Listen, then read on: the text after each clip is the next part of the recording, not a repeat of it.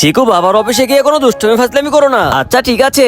আরে লিফট তো ওভারলোড হয়ে গেছে। লিসা তুমি বাইরে চলে যাও। আমি কেন যাব? আপনি পরে এসেছেন, আপনি বাইরে চলে যান। আরে আমি তো তোমার ম্যানেজার, আমার কথা তোমার শুনতে হবে। আরে আরে আন্টি, ওই দেখুন আপনার টাকা পড়ে আছে। হ্যাঁ হ্যাঁ, ওগুলো আমার টাকা। তোমরা একটু দাঁড়াও, আমি আসতেছি। কেসা লাগা মেরা মজা। আন্টি বাই বাই, আপনি পরে আসবেন। আরে লিসা তুমি কাজের সময় খাবার খাচ্ছ, চলো এবার 200 টাকা ফাইন ভরো। কোম্পানির কাজের জন্য বাইরে গিয়েছিলাম, এজন্যই তো খাচ্ছি।